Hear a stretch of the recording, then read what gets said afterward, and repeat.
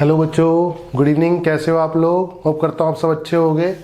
आज आपके सामने क्या लेके आया हूँ बेटा, किस टॉपिक पर वीडियो लेके आया हूँ मैं? फ्री एक्सपेंशन ऑफ गैस और कुछ इंपॉर्टेंट टर्म्स के ऊपर। ठीक है, आज का वीडियो प्रॉपरली देखना, हीट थर्मोडायनेमिक्स के क्वेश्चंस में कभी दिक्कत नहीं आएगी। ठीक है, चलो। फ्री एक्सपेंशन ऑफ गैस पढ़ाने से पहले ना आपको मैं एक चीज़ बताता हूँ। पूछो क्या? मैं आपको बताता हूँ। सबसे पहले स्लोली हीटेड लिखा होता है कई जगह, है ना, कि स्लोली हीट कर रहे हैं आप, है ना। तो इसका मतलब क्या होता है? पहली बात तो मैं आपको ये बताता हूँ। जैसे फॉर एग्जांपल मैं एक क्वेश्चन लेता हूँ सिंपल सा। जैसे मान लो ये पिस्टन है बेटा, ठीक है, कोई दिक्कत नहीं है। पिस्टन को हमने स्प्रिंग से कनेक्ट कर दिया। स्प्रिंग अपनी नेचुरल लेंथ में है इनिशियली, ठीक है ना। कोई दिक्कत नहीं होनी चाहिए, बिल्कुल भी नहीं होनी चाहिए। इसमें गैस भरी हुई है बेटा। गैस कोई भी हो सकती है, मोनोटॉमिक हो सकती है, डायटॉमिक हो सकती है। अरे कोई दिक्कत तो नहीं आ रही? नहीं आ रही सर, आगे पढ़ाओ। चलो ठीक है। देखो मैंने ये हीटर लगा दिया, समझो बात को ना। हीटर लगा दिया, ये गैस है करेगा, ये क्या करेगा? हीटर क्या करेगा? गैस को हीट करेगा। ठीक है, अब गैस को अगर हीट करेगा और स्लोली हीट कर रहे हैं हम गैस को, क्या कर रहे हैं बेटा? Slowly heat. तो स्लोली हीट का मतलब क्या होता है सर? अभी तक आपने ये नहीं बताया, तो वही बताने जा रहा हूँ। स्लोली हीट का मतलब बेटा कि इक्विलिब्रियम मेंटेन करता हुआ हीट करेगा। ठीक है, इक्विलिब्रियम कौन सा इक्विलिब्रियम बेटा? Translation equilibrium. यहाँ पे ट्रांसलेशन ही तो होगा ना पिस्टन का। मतलब हर इंस्टेंट पे जो पिस्टन का गैस का प्रेशर है वो बैलेंस करेगा स्प्रिंग के फोर्स को और बाहर के एटमॉस्फेयर के प्रेशर को। मान लेते हैं कि आपने जब हीट देना नहीं शुरू किया, सुनो मेरी बात ढंग से सुनना ना, स्प्रिंग आपने हीट देना अभी शुरू नहीं किया। जब आपने हीट देना नहीं शुरू किया बेटा, तो गैस का प्रेशर एटमॉस्फेयर के प्रेशर के बराबर है। स्प्रिंग किस में है? नेचुरल लेंथ में है। कोई दिक्कत नहीं है, ठीक है। तो गैस का प्रेशर एटमॉस्फेयर के प्रेशर के बराबर है इनिशियली, सही है। आपने हीट करना शुरू किया इसको, तो पिस्टन डिस्प्लेस हुआ बेटा। पिस्टन क्या हुआ बेटा? डिस्प्लेट। तो किसी भी इंस्टेंट पे बात करते हैं हम, ढंग से समझना मेरी बात को जरा एकदम। किसी भी इंस्टेंट पे बात करते हैं तो स्प्रिंग कितना दब चुका है मेरे बच्चे? एक्स दब चुका है, एक्स कॉम्प्रेस हो चुका है। ठीक है, अब स्प्रिंग एक्स अगर कॉम्प्रेस हो चुका है तो स्प्रिंग कितना फोर्स लगा रहा है? बताओ सर, बताओ बेटा, बताओ। के एक्स लगा रहा है, ठीक है। और स्प्रिंग बाहर से पिस्टन पे कितना फोर्स लग रहा है? एटमॉस्फेरिक प्रेशर इनटू एरिया, सही बात है। और गैस का प्रेशर अब बदल चुका है। गैस का प्रेशर हो चुका है पी इनटू एरिया। पिस्टन पे इधर की तरफ फोर्स है, बोलो सही है। तो ये फोर्सेस क्या करने चाहिए मेरे बच्चे? बैलेंस करने चाहिए। स्लोली हीट का मतलब यही है कि हर क्षण पे इक्विलिब्रियम मेंटेन है। हर क्षण पे क्या है मेरे बच्चे?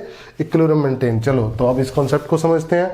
मतलब प्रेशर इनटू एरिया, गैस का अंदर की तरफ से बाहर की तरफ जो पिस्टन पे लग रहा है, इज इक्वल टू के एक्स फोर्स, स्प्रिंग फोर्स उधर की तरफ, और एटमॉस्फेरिक प्रेशर इनटू एरिया। बोलो समझ में आई मेरी बात? अच्छे से आई? अच्छे से आई तो यस बोल दो, कमेंट में लिख दो यस सर, हमें आपकी बात अच्छे से समझ में आती है। ठीक है, तो बेटा किसी भी क्षण पे गैस का प्रेशर ये हो चुका है, सही है। मस्त समझ में आ रहा है? अरे मस्त आ रहा है ना, ठीक है। अब आपको मान लो गैस का वर्क निकालना है, तो आप क्या करोगे? पीडीवी करोगे, इंटीग्रेट करोगे, ये वाला गैस का प्रेशर यूज कर लोगे। अरे बोलो कितना? के x upon area plus P ATM, बोलो सही है, into change in volume. Change in volume कितना होगा? Elemental volume. वॉल्यूम होता है एरिया इंटू एक्स। तो change in volume, elemental volume कितना होगा? ए इंटू डी एक्स होगा कि नहीं होगा? A into d x. Proper limits के साथ आप इंटीग्रेट कर लोगे, जहां से जहां तक स्प्रिंग ने जाना है आपको पता लग जाएगा गैस ने कितना वर्क किया। बोलो मजा आया कि नहीं आया? बिल्कुल आया सर। गैस ने कितना वर्क किया आपको ये पता चल चुका है, बिल्कुल चल चुका है। मान लो इनिशियल टेम्परेचर, फाइनल टेम्परेचर भी पता है आपको, तो आपको डेल्टा यू पता है ना। अगर आपको पता है इनिशियल और फाइनल टेम्परेचर, क्योंकि सीवी तो आपको पता ही होगा कौन सी गैस है ये, तो क्यू भी, डेल्टा यू भी पता है, डेल्टा डब्ल्यू भी पता है, तो आपको क्या पता लग जाएगा? डेल्टा क्यू पता लग जाएगा कितनी हीट दी है। बोलो समझ में आया? समझ में आया तो यस सर ठोक दो कमेंट्स में। बोलो समझ में आया अच्छे से? ये स्लोली हीट जब पिस्टन के साथ स्प्रिंग कनेक्टेड है और हॉरिजॉन्टल है। मैं एक केस और कराता हूँ जिसमें पिस्टन के साथ फिर से स्प्रिंग अटैच होगा, लेकिन इस बार मेरा जो कंटेनर होगा वो वर्टिकल रखा होगा। ठीक है, उसको समझते हैं। एक बार स्क्रीनशॉट ले लो। इसको ले लिया स्क्रीनशॉट? चलो आगे बताता हूँ। स्क्रीनशॉट ले लिया तो आपने, एक पॉइंट और समझो। अब इसी में ही अगर मैं क्या करूँ बेटा, ढंग से समझना मेरी बात को, वर्टिकल ले लूँ। क्या ले लूँ? वर्टिकल। देखो वर्टिकल ले लिया, ये मेरा कंटेनर है मेरे बच्चे, ठीक है। ये पिस्टन लगा हुआ है, ठीक है, पक्का कोई दिक्कत नहीं। अच्छा एक बात मैं बता दूं आपको, पिस्टन गैस क्या कर रहा है, पिस्टन हीट को ऑब्जॉर्ब कर रहा है ना, कोई दिक्कत नहीं है ना, पिस्टन हीट को ऑब्जॉर्ब कर रहा है, गैस हीट को ऑब्जॉर्ब कर रही है, हीटर लगा रखा है ना आपने, ठीक है। ये बात तो आप समझते हैं ना? बिल्कुल समझते हैं सर, हम आपके स्टूडेंट्स हैं, समझते हैं, बिल्कुल समझते हैं सारी बात को। ये स्प्रिंग लगा हुआ है, स्प्रिंग कांस्टेंट के है, ठीक। अब हीटर ने हीट सप्लाई करनी शुरू करी, अभी भी स्लोली हीट कर रहा है, तो इसका मतलब क्या है, थोड़ी देर बाद पिस्टन यहाँ पहुंच जाएगा। ढंग से समझना मेरी बात। तो पिस्टन इक्विलिब्रियम मेंटेन करता हुआ चल रहा है, यानी अगर मैं पिस्टन की बात करूं, किसकी बात करूं, पिस्टन की बात करूं, तो पिस्टन पे नीचे की तरफ kx लगेगा एक फोर्स, नीचे की तरफ ही एटमॉस्फेरिक प्रेशर इनटू एरिया लगेगा, और नीचे की तरफ ही मेरे बच्चे पिस्टन का मास भी होगा, तो वेट लगेगा mg। बोलो कितना वेट लगेगा, mg बिल्कुल लगेगा। और अगर इक्विलिब्रियम मेंटेन है तो ये तो सारे फोर्स नीचे बना दिए मैंने। इक्विलिब्रियम मेंटेन होने के लिए, ट्रांसलेशन इक्विलिब्रियम मेंटेन होने के लिए ऊपर की तरफ भी तो एक फोर्स होगा यार, बिल्कुल होगा। तो गैस का प्रेशर लग रहा है ना P इंटू एरिया, ऊपर की तरफ फोर्स होगा, तो ये बैलेंस हो रहे होंगे क्या नहीं हो रहे होंगे, बिल्कुल हो रहे होंगे। तो प्रेशर इंटू एरिया बैलेंस करेगा mg को, kx को और PATM इंटू एरिया को। तो आप यहाँ से गैस का प्रेशर निकाल लोगे। बोलो सही बोल रहा हूँ ना यार? तो आप इसको लिख सकते हो PA/dx से मल्टीप्लाई कर दो, आप एक काम करो, तो हो जाएगा mg plus kx plus PATM A into dx।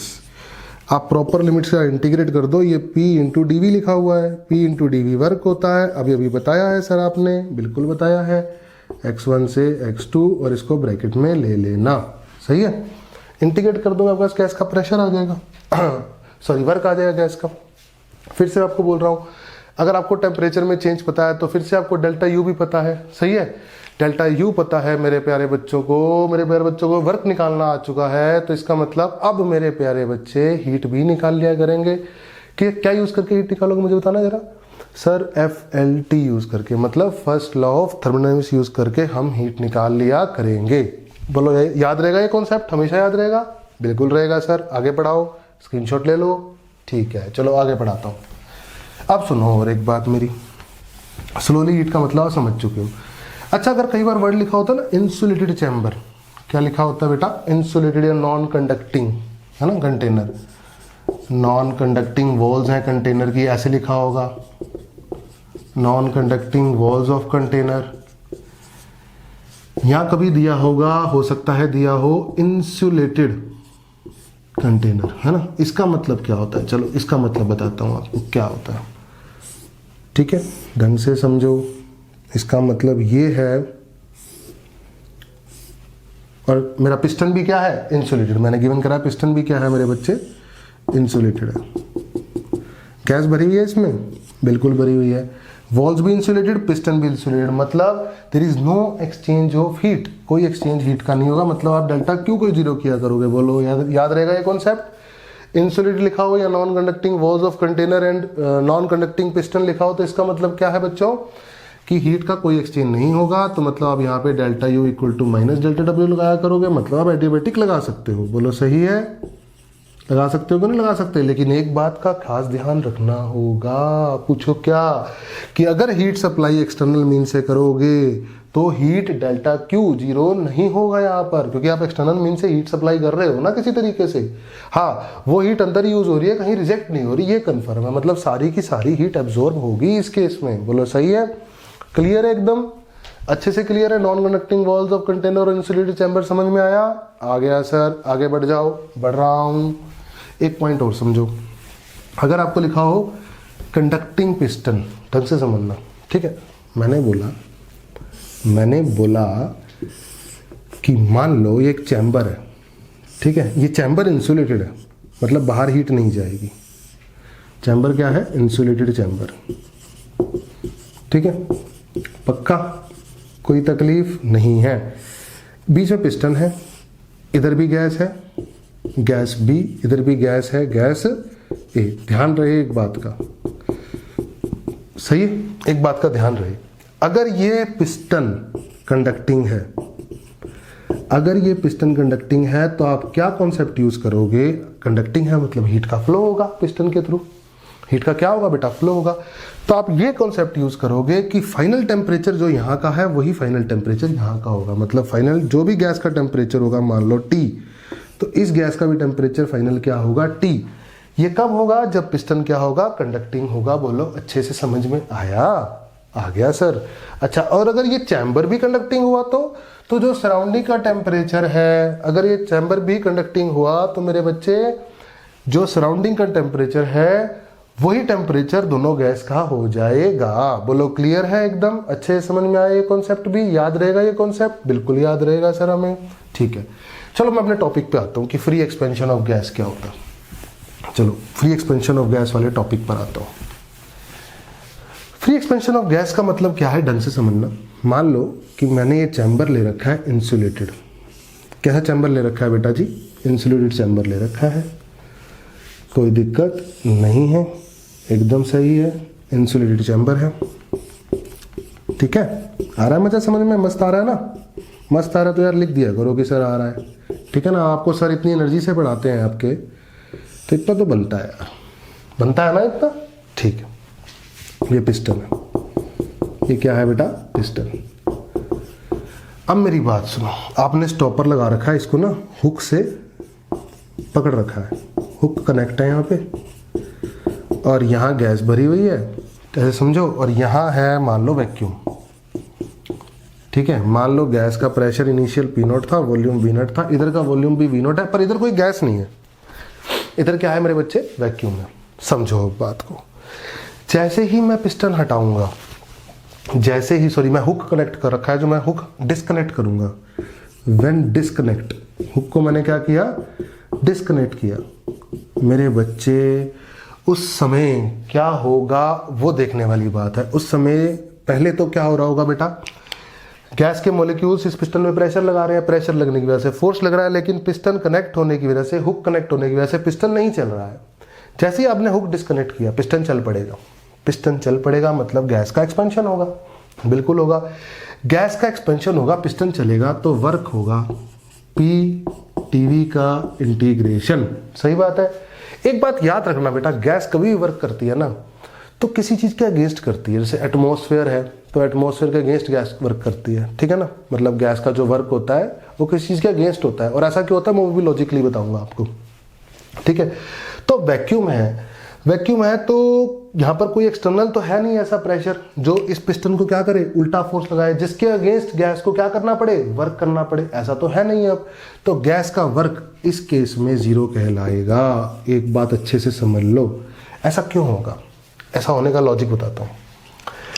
देखो होगा क्या, जब गैस के मॉलिक्यूल्स टकरा रहे होंगे पिस्टन के ऊपर, और पिस्टन जब हुक से कनेक्ट होगा तो पिस्टन का मॉलिक्यूल गैस पे टकराया, इसको सॉरी गैस का मॉलिक्यूल गैस का मॉलिक्यूल पिस्टन पे टकराया।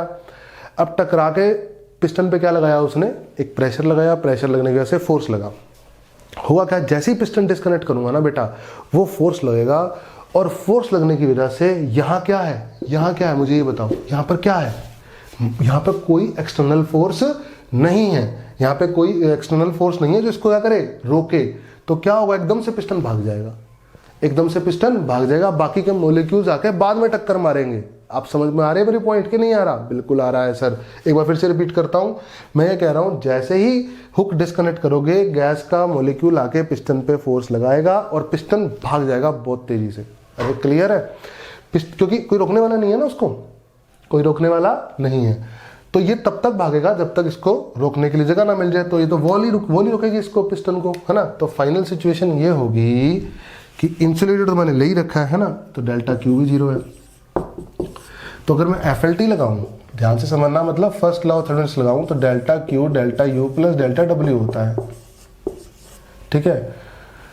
तो सर डेल्टा क्यू जीरो है, डेल्टा डब्ल्यू जीरो है, तो डेल्टा यू को भी क्या होना होगा, जीरो। मतलब फाइनल टेम्परेचर गैस का इनिशियल टेम्परेचर गैस के बराबर होगा, ठीक है? मतलब आप क्या लगाओगे, initial pressure P0, initial volume V0 upon NR, initial temperature.